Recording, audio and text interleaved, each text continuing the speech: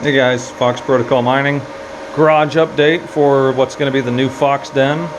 I've got some power out here. I've just got some limited 110. So I managed to get two of my rigs out here just to get them out of the basement because it's getting kind of toasty down there.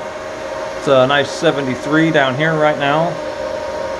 Added this D-Link 24 unmanaged switch. That's hopefully going to handle most of my traffic out here until I get a little bit bigger.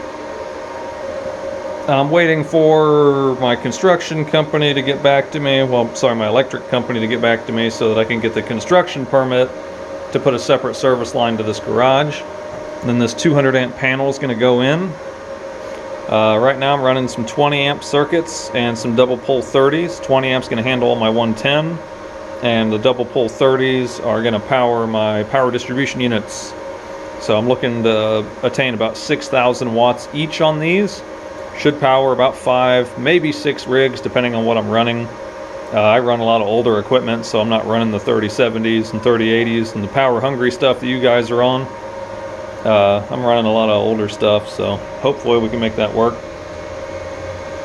Just in case anybody's wondering what outlets I'm using, 20 amp plugs for my 110. You can tell because they've in a USA we have these weird little check marks off to the side of our 20 amp plugs so that you know that they're a 20 amp circuit. I'm going to be running 2 each in each box. That way I've got plenty of outlets. I'm probably honestly going to do more than that as time comes on. Picked up some more of the double pole 30 amps, so I've got enough to run some expansion. So I'm thinking I'm going to have probably 4 or 5 of these PDUs out here by the time we're all said and done.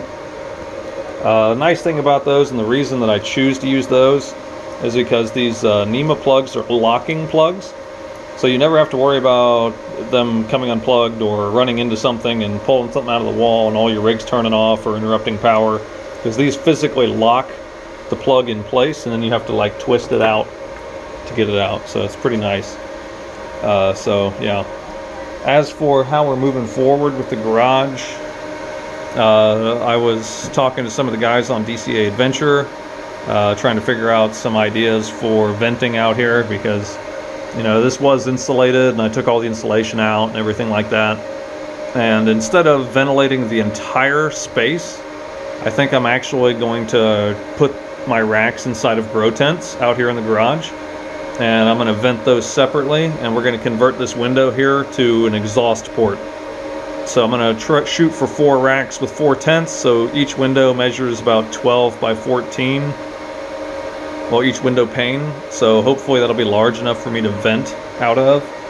And then I will build a separate ventilation system for the entire garage that's obviously not going to be as intense as what I was originally looking at, since I'm going to try to capture most of the heat into the grow tents, but I still want to make sure that the garage is ventilated as well. So I'm going to do some natural ventilation down here at the base. I'm going to put some intake vents on between pretty much all the way around, and then hopefully I can avoid poking holes in the ceiling. I don't want to poke holes in the ceiling, but if it comes to that, we'll poke holes in the ceiling and go from there. And hopefully all this crap will come out of here, including my lawnmowers. I'm actually, for giggles, I'm trying to pay somebody in ETH to mow my grass because I've got plenty of ETH and I hate mowing my grass. So we'll see how that pans out. But yeah, so this is the setup progress so far.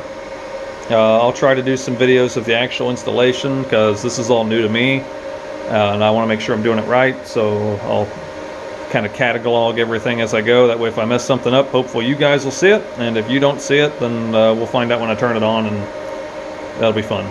But I will have an electrician double check everything I do just to make sure we don't have any fire hazards or code violations, because I don't want to get shut down. So alright guys, that's it. Have a good one.